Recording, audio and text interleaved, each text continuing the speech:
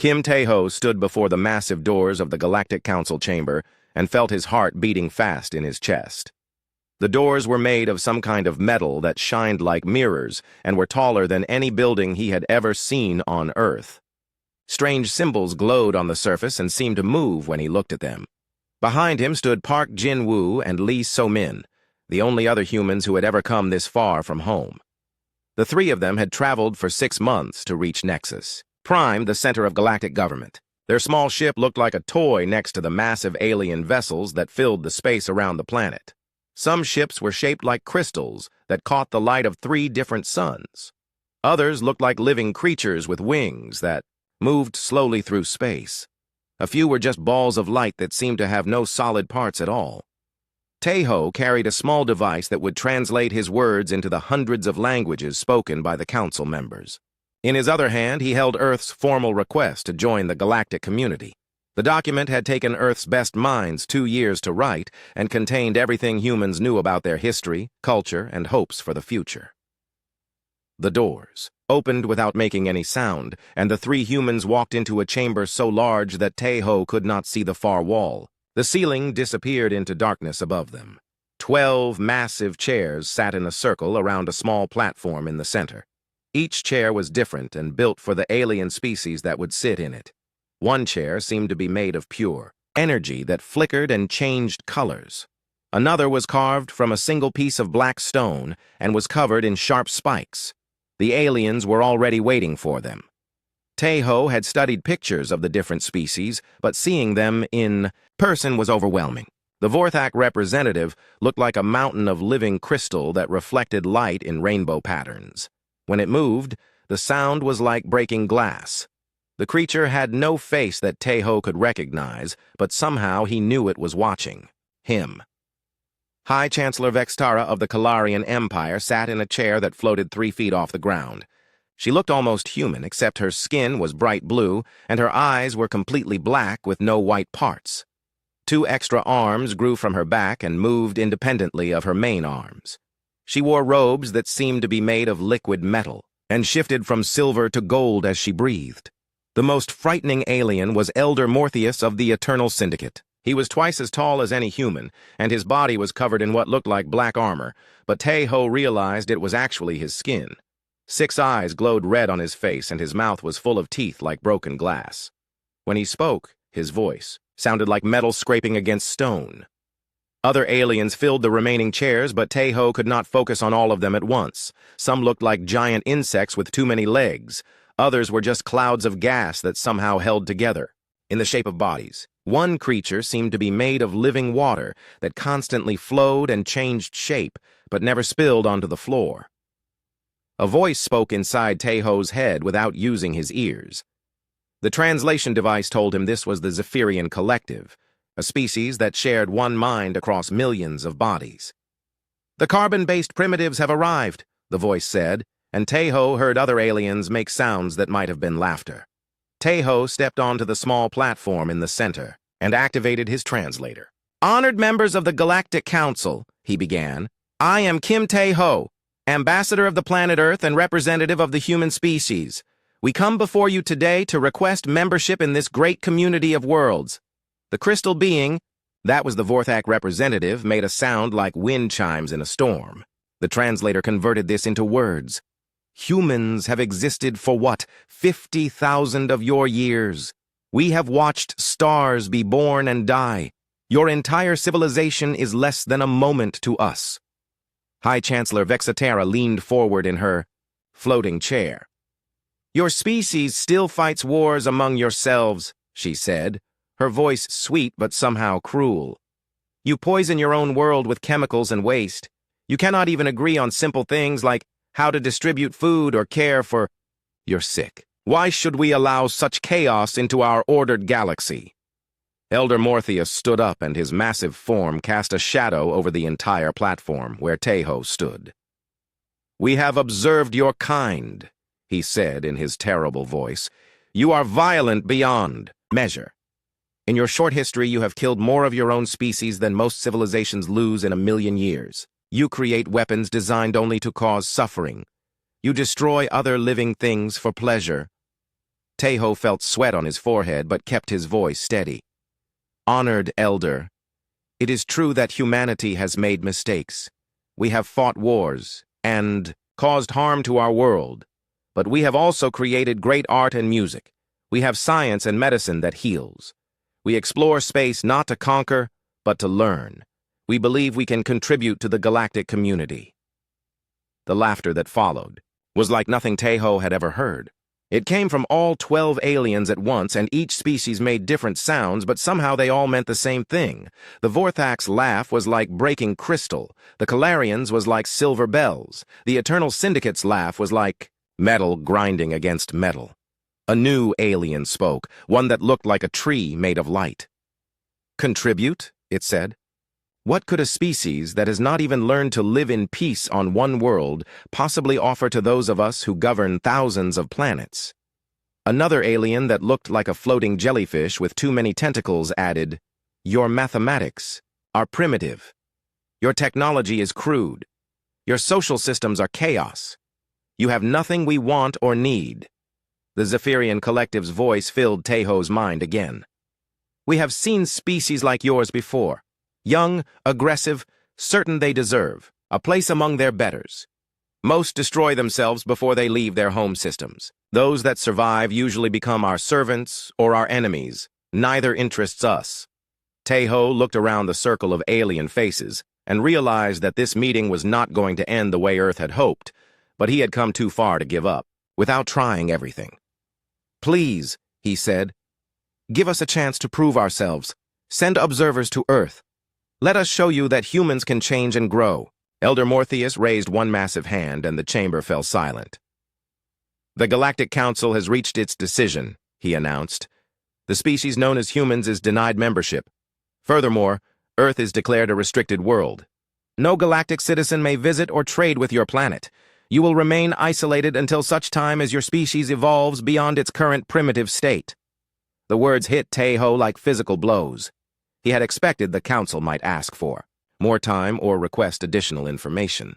He had never imagined they would ban all contact with Earth, but Elder Morpheus was not finished. "However," he continued, "the council finds entertainment value in this request. We will broadcast a recording of these proceedings throughout the galaxy as an example of species that lack the evolution necessary for civilized society." High Chancellor Vextara smiled, and it was not a kind expression. "Let all worlds see what happens when primitives reach beyond their grasp," she said. "Perhaps other young species will learn wisdom from human failure." The meeting was over. No vote was taken. No discussion was allowed. The 12 aliens simply stood and began to leave the chamber. Some walked through doors that opened in the walls. Others simply vanished or dissolved into mist. Within minutes, Tejo, Jinwoo, and Somin were alone in the vast, empty space. The three humans walked back to their ship in silence. Other aliens in the docking area pointed at them and made sounds that needed no translation. The humans had become a joke, something to be laughed at and dismissed. During the long journey home, Tejo spent hours recording his thoughts and observations. "They think we are too primitive, too violent," he said into his recording device. "They see our conflicts and our mistakes, but they do not see our potential. They judge us by our past without considering our future." He paused and looked out at the stars streaming past their ship. "Perhaps it is time to show them what human determination really looks like. They want to see evolution? We will evolve. They want to see civilization? We will build something they cannot ignore. The Galactic Council has made a mistake today. They have given humanity something more powerful than any weapon. They have given us a reason to prove them wrong." 5 years passed after Earth's rejection by the Galactic Council, and the galaxy grew quiet about the small blue planet on the outer rim. The recording of humanity's humiliation had been broadcast to millions of worlds, and most aliens who saw it simply forgot about the primitive species that had dared to ask for membership among their betters. On Nexus Prime, Council Intelligence Officer Zalkareth reviewed his monthly reports on restricted worlds. Earth showed no interstellar communication signals, no attempts to contact other species, and no ships detected beyond their own solar system. The silence satisfied him, because it meant the humans had learned their place and retreated to lick their wounds in private. What Zalkarth did not know was that Earth had indeed learned a lesson from the council meeting, but not the lesson he expected. Within days of Ambassador Kim Tae-ho's return, every government on Earth had received copies of his complete recordings and detailed observations of alien technology. The response was immediate and unified in a way that surprised even the human leaders themselves. Admiral Choi Byung-ho stood in a command center buried 3 miles under the Rocky Mountains and watched displays showing construction progress across the solar system. The Terra Protocol had been activated within hours of Tae-ho's report, and 5 years later it was bearing fruit beyond anyone's wildest expectations. Status report, Byung-ho said to his aide, Captain Nam Woo-bin. Construction facilities are operating at full capacity across 47 locations, Woo-bin replied, reading from his tablet. Mars shipyards have completed their first battlecruiser. The asteroid belt facilities are ahead of schedule. Europa Base is testing the new fusion drives, and the Titan Research Station reports another breakthrough in alien technology reverse engineering. Byung-ho nodded, but his expression remained serious. They were making incredible progress, but time was their enemy. Every day that passed was another day the galaxy continued to see humans as harmless primitives. That perception was their greatest weapon right now, but it would not last forever. Dr. Yoon Hai-ri worked 18 hours a day in her laboratory on Titan, surrounded by pieces of alien technology that had been left behind by previous galactic visitors to Earth. Most aliens considered these items worthless junk, broken communication devices, and damaged ship components that they abandoned rather than repair. To human scientists, they were priceless windows into technologies thousands of years ahead of anything Earth had developed. The energy matrix in this crystal follows completely different rules than our physics, Hai-ri explained to her research team. Instead of storing energy, it seems to borrow energy from somewhere else and channel it through dimensional gaps we cannot even detect. Her assistant, Dr. Kang Min-ho, studied the readings on his instruments. If we can figure out how to replicate this borrowing effect, we could power our ships for years without carrying any fuel at all. Hai-ri smiled for the first time in weeks. Not just power our ships, Min-ho. We could power weapons that make nuclear bombs look like firecrackers. The aliens think our technology is primitive because they measure us by our current capabilities. They have no idea what humans can do when we really put our minds to solving a problem. In the asteroid belt between Mars and Jupiter, engineer Kang Min-ho supervised the construction of humanity's first dreadnought battleships. The asteroids provided unlimited raw materials, and the low gravity made it easy to build structures that would be impossible on any planet. More importantly, the belt was far enough from Earth that alien observers would not notice the massive construction project. The hull plating is 3 times thicker than anything we built before, Min-ho explained to Admiral Byung-ho during his monthly inspection tour. We incorporated design principles copied from Kalarian warships but improved them using human engineering methods. Where they use energy shields that can fail, we use pure mass and redundant systems. Byung-ho walked through the massive ship's corridors and marveled at what human determination had accomplished. How many crew members will each ship require? These ships are designed for war, not exploration, Min-ho replied. Each dreadnought can operate with a crew of only 200 people, but can carry enough weapons and supplies to fight for months without resupply. We built them to hurt the enemy, even if they get hurt badly themselves. Meanwhile, Captain Shin Yu-jin trained the first class of Solar Defense Corps officers in combat techniques that combined traditional human military doctrine with zero-gravity warfare innovations. The training facility was hidden inside a hollowed-out asteroid that spun to create artificial gravity in some sections while leaving others in free fall. Forget everything you know about fighting, Yu-jin told her new recruits. In space, there is no up or down, no cover to hide behind, and no reinforcements coming to save you if you make mistakes. The aliens have been fighting in space for thousands of years, but they fight like they are still on planets. They form battle lines. They retreat when damaged, and they try to minimize their losses. She activated a holographic display showing alien battle formations recorded during their civil wars. Humans do not fight like this. We adapt. We take risks, and we accept losses that aliens consider unthinkable. When an alien ship is damaged, it retreats. When a human ship is damaged, it looks for something important to ram into before it dies. The recruits laughed, but Yujin's expression remained serious. I am not joking. The aliens see our willingness to die for our cause as proof that we are primitive and savage. They are wrong. It is proof that we understand something they have, forgotten after thousands of years of advanced civilization.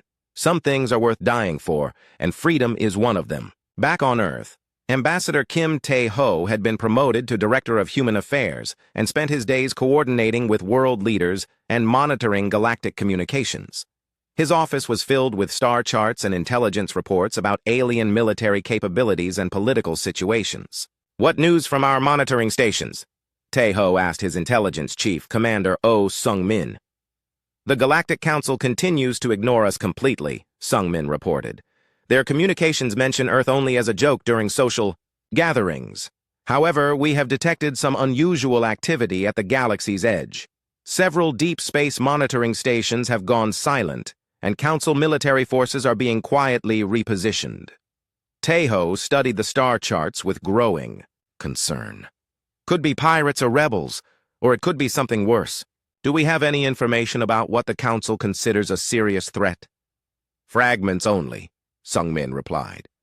Ancient references to something called void wraiths and mentions of wars fought before most current civilizations existed. The older alien species become very quiet when these topics come up in their communications. Dr. Yoon Hairi made her most important discovery during the 5th year of the Terra Protocol, while studying brain scans of humans who had been exposed to alien technology. She called Admiral Byung-ho immediately after confirming her results. 3 times.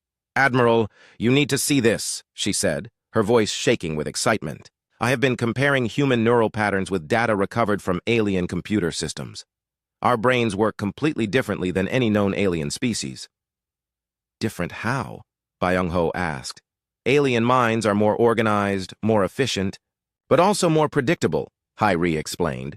Their thoughts follow logical patterns that can be mapped and predicted. Human thoughts are chaotic by comparison, full of random connections and emotional decisions that make no logical sense. Byung-ho frowned.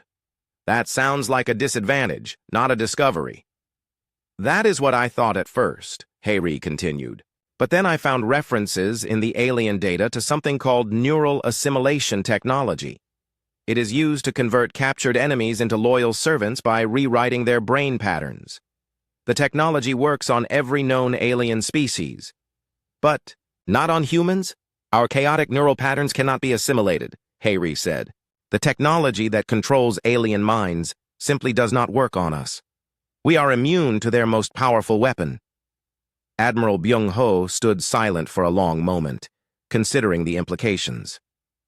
Doctor, if what you are telling me is correct, then humans may be the only species in the galaxy that cannot be controlled by this assimilation technology. That is exactly what I am telling you, Hairi replied. And if the ancient references I found are accurate, neural assimilation is the primary weapon of something called the Void Wraiths. On Nexus Prime, Zalkareth filed his final report about Earth for the year. Human activity remains minimal, he wrote. No interstellar communications detected. No ships observed beyond their solar system. No attempts to contact other species. Conclusion: humans have accepted their isolation and pose no threat to galactic security. He submitted the report and moved on to more important matters. The galaxy was vast and full of real threats that required his attention. A primitive species that had been properly humbled was not worth worrying about. But in his private quarters that night, Zalkareth reviewed some disturbing reports from the galactic edge. Deep space monitoring stations had been going silent for months, and the few automated distress signals received before communication was lost contained references to things that should not exist anymore. The first sign that something terrible was happening came from a mining colony on the edge of Calarian space. The automated distress beacon transmitted for exactly 47 seconds before falling silent forever. The message was simple and terrifying. They have returned. The void consumes us. Warning to all species, the wraiths live. High Chancellor Vextara received the report in her private chambers on the Calarian homeworld and felt a chill run through her blue skin. Like all educated beings in the galaxy, she knew the historical records of the void wraiths. 10,000 years ago, they had nearly destroyed all life in the galaxy before finally being eliminated through the sacrifice of entire civilizations. Impossible, she whispered to herself. The Great Purge eliminated every trace of them. We searched for 500 years to make certain, but within days, 3 more colonies went silent. Then an entire star system stopped responding to communications. Calarian scout ships sent to investigate found worlds stripped bare of all life, their surfaces covered in strange black substance that moved and pulsed like living tissue. The Galactic Council convened an emergency session for the first time in over a century. Elder Morpheus of the Eternal Syndicate stood before his fellow council members, and his voice carried the weight of ancient fear. "The evidence is undeniable," he announced. Somehow, some remnant of the Void Wraiths survived the Great Purge, and has been growing in the darkness between galaxies. They have returned stronger than before. The Vorthak representative, a living crystal formation that sparkled with inner light, resonated with harmonics that translated to words of despair. "Our ancestors sacrificed 50 worlds to destroy the last Wraith nest. How can they have survived? How can they have grown so powerful without our detection?" A new voice spoke from the shadows at the edge of the chamber. It belonged to Keeper Nexvalon of the Archive Worlds, one of the oldest beings in the galaxy. "Because we were fools," the ancient creature said. "We assumed that destroying their physical forms would be enough. We did not understand that the Wraiths exist partially outside normal space-time." The council chamber fell silent as Nexvalon continued. "While we celebrated our victory and rebuilt our civilizations, fragments of Wraith consciousness survived in dimensional spaces we cannot even detect. They have spent 10,000 years learning from our tactics, adapting to our weapons, and preparing for their return. Within weeks, the situation became desperate beyond all previous galactic crises. The Void Wraiths did not simply destroy their enemies, they consumed them and converted them into weapons against their own people. Their biomechanical ships could adapt to any weapon fired at them, becoming immune to the same attack within minutes.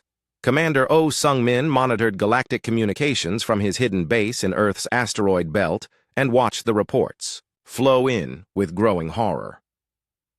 The Calarian Third Fleet engaged a Wraith formation near their outer colonies, he reported to Admiral Byung-ho. Initial weapons fire was effective, but the Wraith ships adapted within 10 minutes. The entire fleet was consumed and converted.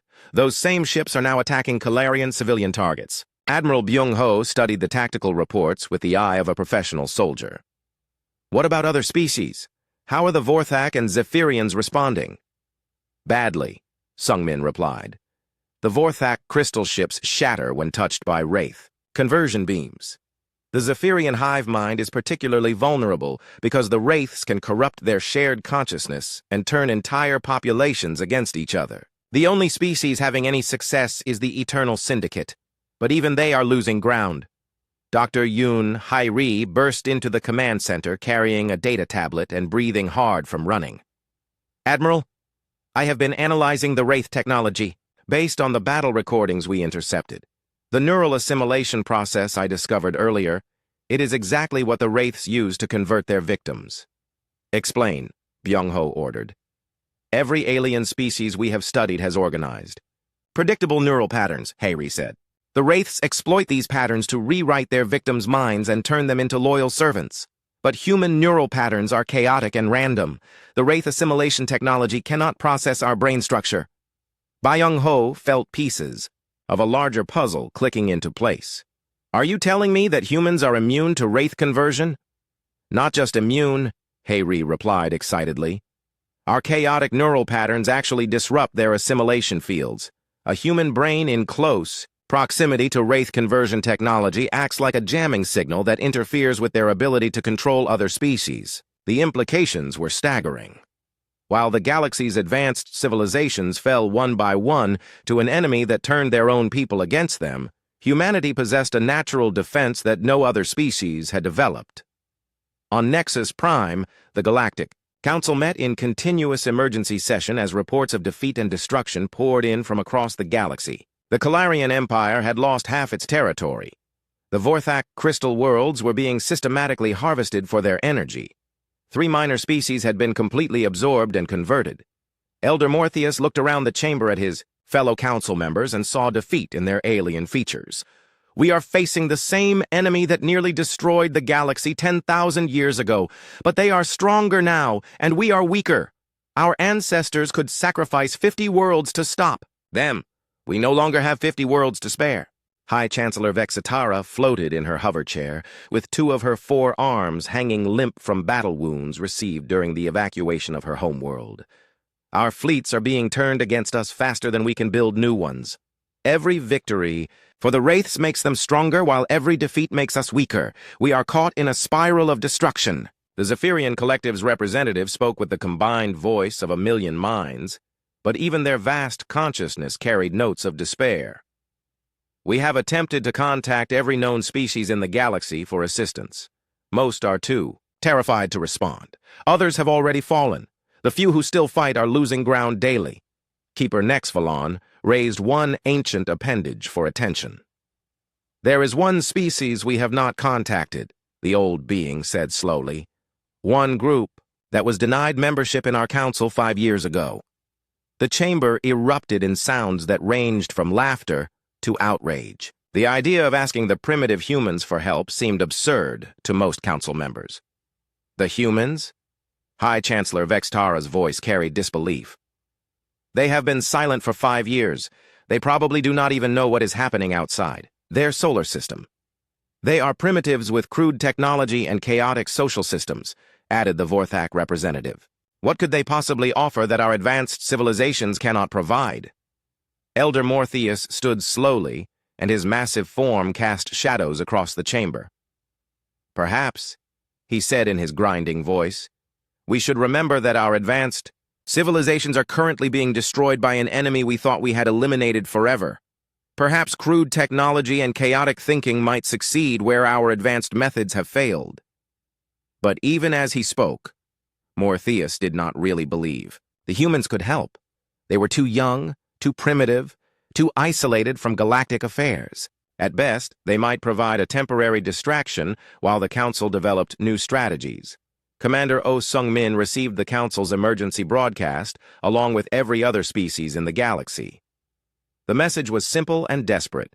To all sentient species, the Galactic Council requests immediate military assistance against the Void Wraith invasion. All previous restrictions and treaties are suspended. Any species capable of military action is asked to respond immediately. They are asking everyone for help, Sung-min reported to Admiral Byung-ho, including us. Byung-ho considered the situation carefully. Earth's fleet was ready for action, but revealing humanity's military capabilities would end their strategic advantage of being underestimated.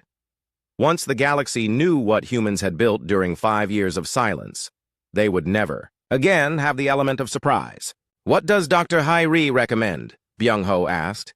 She believes our neural immunity makes us uniquely qualified to fight the Wraiths, Sung-min replied. No other species can resist their conversion technology. If we do nothing, the galaxy falls, and Earth becomes their next target anyway. Captain Shin Yu-jin entered the command center and saluted crisply. Admiral, the fleet is ready for immediate departure. All ships report full cruise and combat readiness. We can be at the nearest battle zone within 6 days. Byung-ho walked to the observation deck and looked out at the massive fleet floating in formation around the secret base. 847 ships built in secret, crewed by humans who had trained for 5 years to fight an enemy the galaxy considered unbeatable. The Council mocked us 5 years ago, he said quietly. They called us too primitive for civilization, too violent for their ordered galaxy. Today, they are dying because their advanced weapons and organized thinking cannot adapt fast enough to fight an enemy that evolves with every battle. He turned to face his officers. But human weapons are built to be simple and reliable. Human tactics are designed to be chaotic and unpredictable. Human soldiers are trained to fight even when victory seems impossible. The first sign that something had changed in the galaxy was not a message or a diplomatic transmission. It was the sudden appearance of massive ships dropping out of hyperspace in the burning ruins of the Calarian system. The ships were unlike anything the galaxy had seen before, angular, brutal, and built for war rather than exploration. Captain Shin Yu-jin stood on the bridge of the lead vessel UES Indomitable and watched the tactical displays update with enemy positions. "Report!" she ordered her tactical officer, Lieutenant Bang Ji-hoon. "Captain, detecting 847 Wraith bioships in assault formation around Kalaria Prime," Ji-hoon replied. "Kalarian defenders are down to their last 3 orbital platforms. Estimated time until planetary fall is 6 hours. Yu-jin studied the battle formation and smiled grimly. The Wraiths had arranged themselves in the typical alien pattern. Organized lines designed for maximum firepower efficiency. It was exactly the kind of predictable formation that human military doctrine was designed to exploit. "Signal the fleet," Yu-jin ordered. "Attack pattern Wolfpack 7. All ships engage at will. Remember, we are not here to win pretty. We are here to hurt them badly enough that they notice us."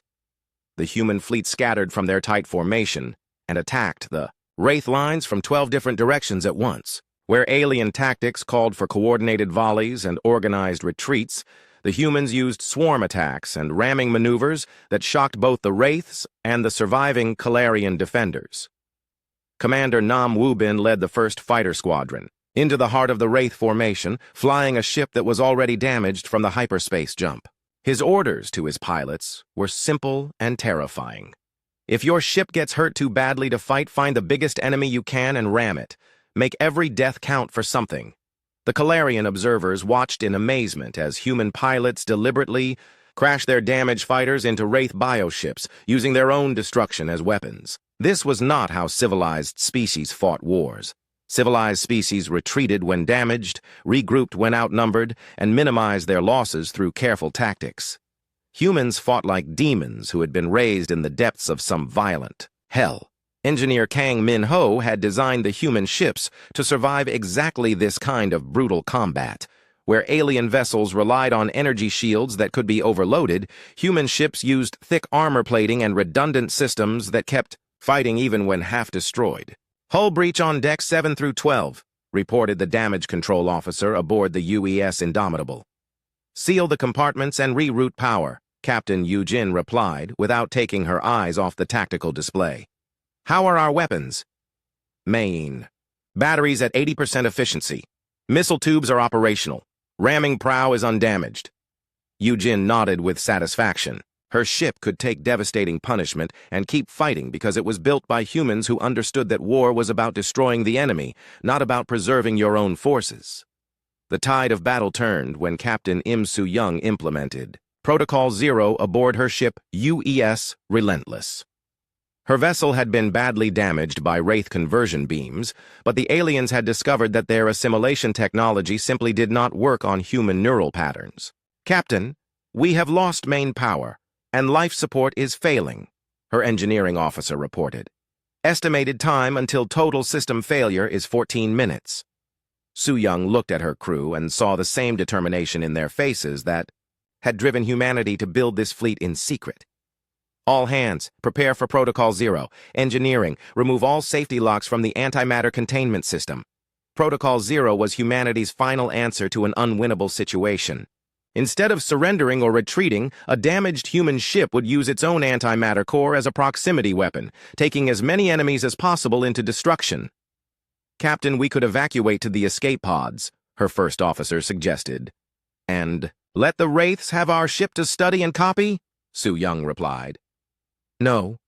We came here to show them what human determination looks like. Set course for the center of their formation. Maximum speed."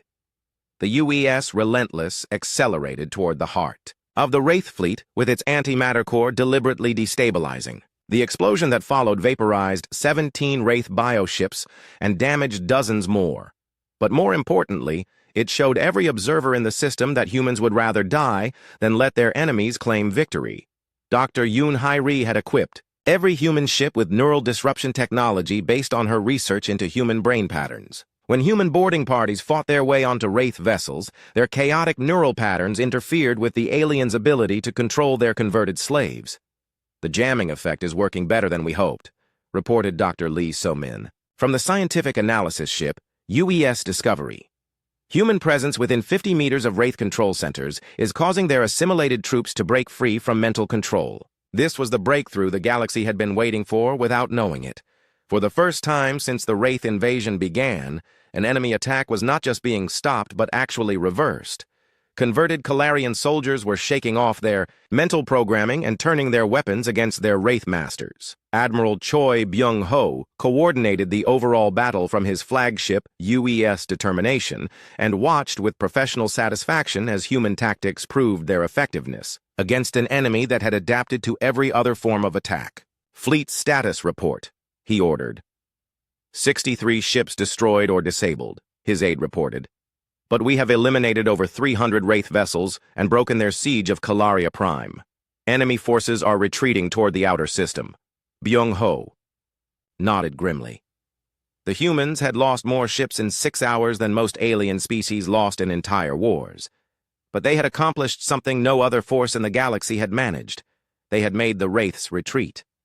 High Chancellor Vextara watched the battle from her command bunker deep beneath Calaria Prime's surface and felt emotions she had no names for. The humans had appeared from nowhere with ships that looked primitive compared to Calarian technology, but fought with a savagery and determination that belonged in ancient legends.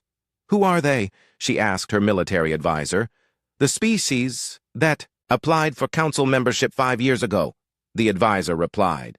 "The ones we dismissed as too primitive for civilization."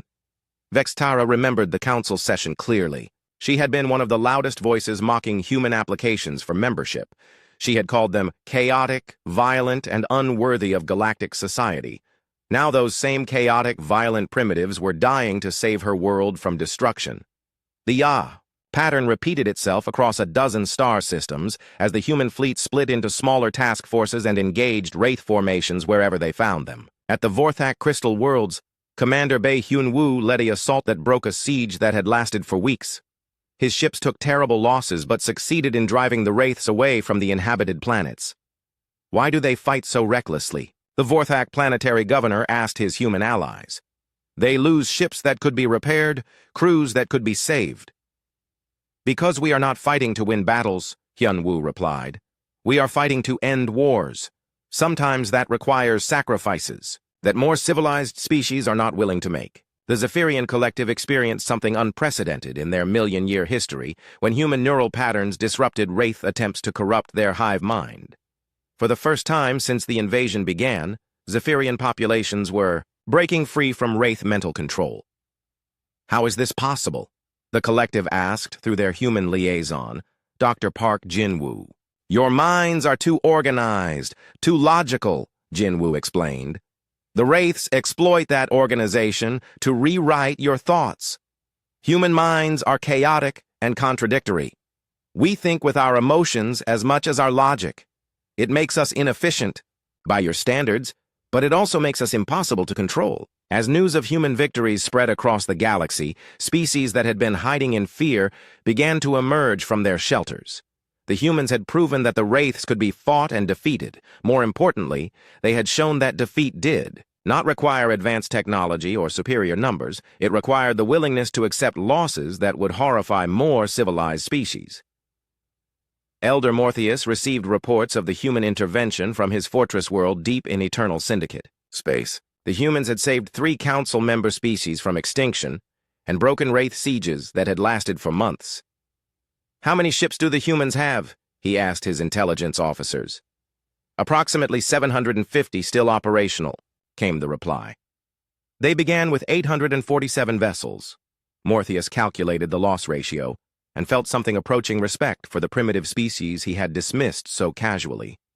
"They have lost over 10% of their fleet in less than 2 weeks of fighting, yet they continue to seek out new battles. Either they are insane, or they understand something about warfare that we have forgotten." "What do you mean, Elder?"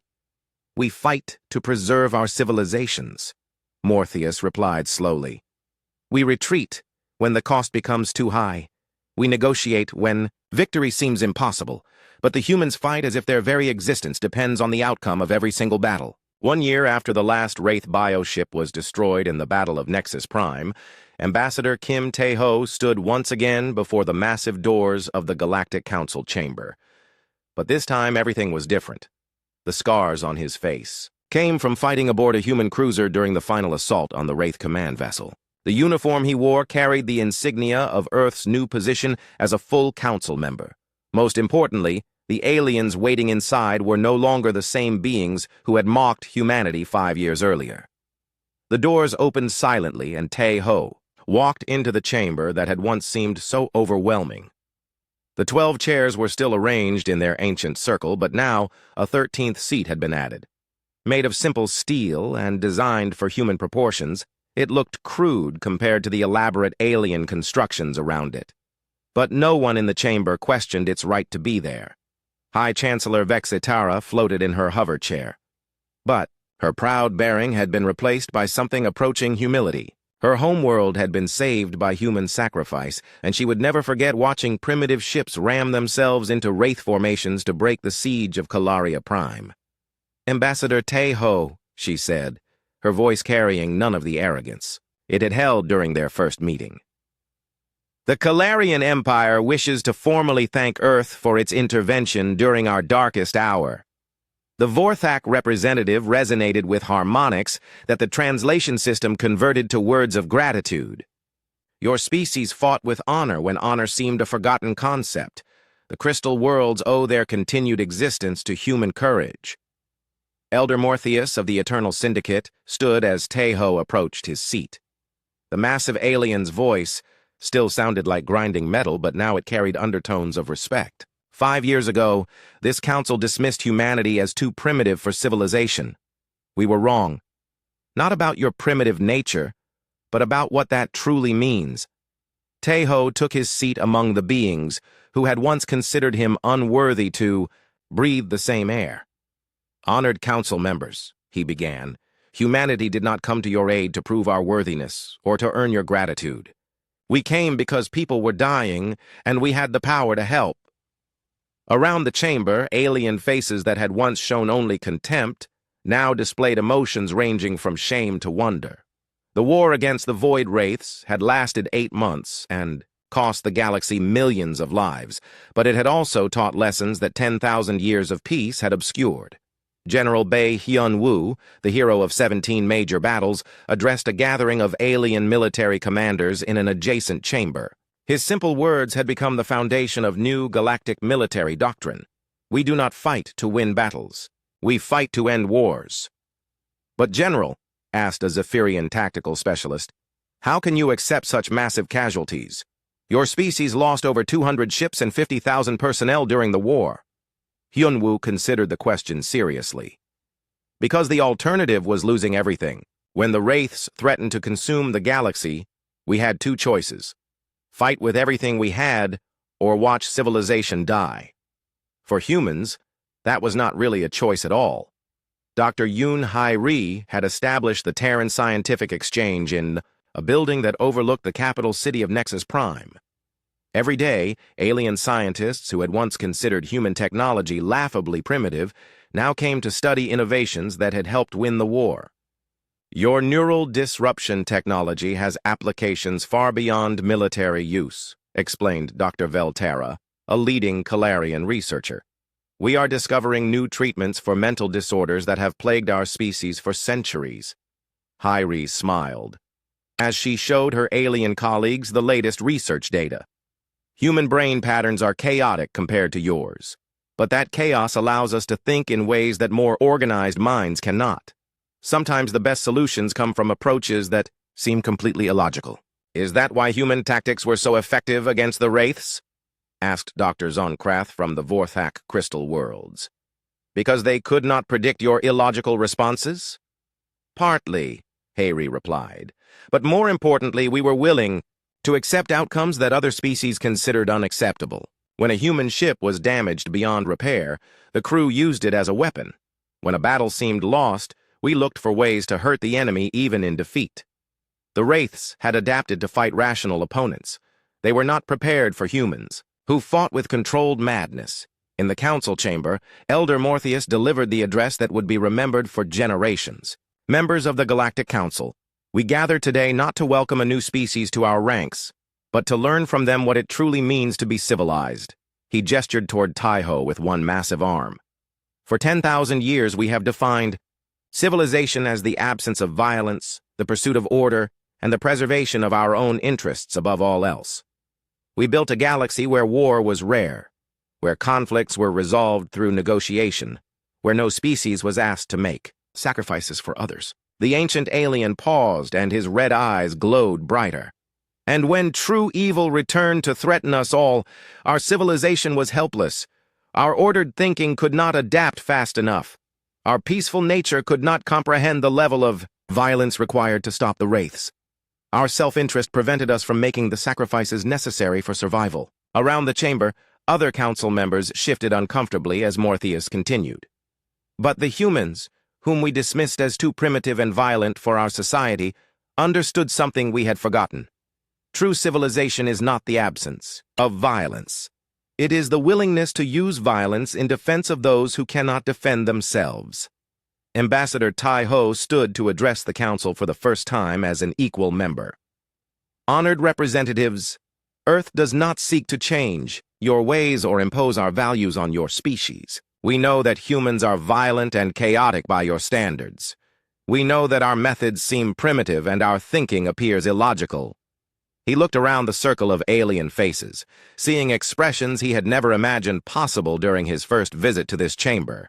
But we also know that sometimes the galaxy needs someone willing to fight when fighting seems hopeless, to sacrifice when sacrifice seems pointless, and to help when help is not deserved. The Zephyrian Collective spoke with the combined voice of a billion minds. The humans have taught us that chaos and order, violence and peace, logic and emotion are not opposites but partners. A truly advanced civilization requires both. Admiral Choi Byung-ho entered the chamber to deliver his final report on the Wraith War. His uniform bore decorations from a dozen different alien species, honors awarded by governments that had once refused to acknowledge Earth's existence. The Void Wraith threat has been eliminated, he announced. All bioships have been destroyed, and their dimensional hiding places have been sealed using technology developed through human-alien cooperation. The galaxy is safe. But Byung-ho was not finished. However, the war has revealed weaknesses in our collective defense capabilities. The council member species had grown complacent during 10,000 years of peace. When faced with an enemy that did not follow civilized rules of engagement, traditional tactics proved inadequate. He activated a holographic display showing the new fleet formations that now protected the galaxy. Earth proposes the establishment of a joint defense force, combining human tactical doctrine with alien technology. No single species should bear the burden of protecting the galaxy alone. High Chancellor Vexitara floated forward in her chair. The Calarian Empire formally requests that Earth take the lead in establishing this new defense force. We have learned that advanced technology means nothing without the will to use it effectively. Other council members voiced similar agreements. The Vorthak offered their crystal technology for human weapon systems. The Eternal Syndicate provided their industrial capabilities for ship construction. The Zephyrian Collective contributed their vast information networks for intelligence gathering. For the first time in galactic history, the Council was truly united in purpose. As the formal session ended, Council members approached Taeho individually to express their gratitude and request various forms of cooperation. The Calarians wanted human military advisors. The Vorthak sought cultural exchange programs. The Zephyrians proposed joint research projects. But the most significant moment came when Elder Morpheus approached Taeho privately. "Ambassador," the ancient being said, "I owe you a personal apology. 5 years ago, I called your species too primitive for civilization. I was wrong about what civilization means." Taeho met the alien's glowing red eyes without flinching. "Elder Morpheus, you were not entirely wrong. Humans are primitive in many ways. We are violent, emotional, and often illogical. But sometimes the galaxy needs primitives." Morpheus nodded slowly. "Indeed. And sometimes the oldest and most advanced species need to learn wisdom from the youngest and most chaotic." Outside the council chambers, Captain Shin Yu-jin stood on an observation deck, watching human and alien ships patrol together through the space around Nexus Prime. Her own vessel, the UES Indomitable, bore the scars of dozens of battles, but continued to serve as the flagship of the new Joint Defense Force. "Captain," her communications officer reported, We are receiving a priority message from Earth.